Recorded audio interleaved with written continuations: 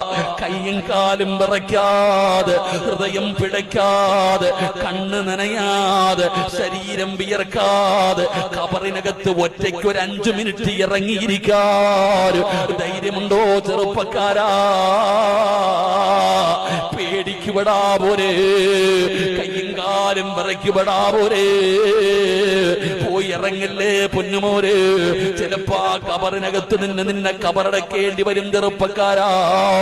ചുമ്മാതെ പറയുന്നില്ലടോ.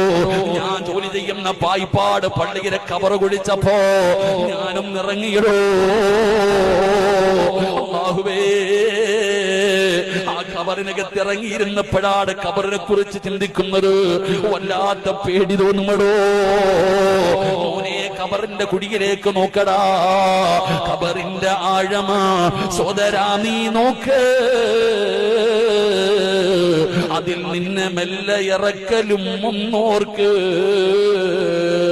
ഇതുപോലെ ജീവിത കാലമില്ലൊരു കുണ്ട്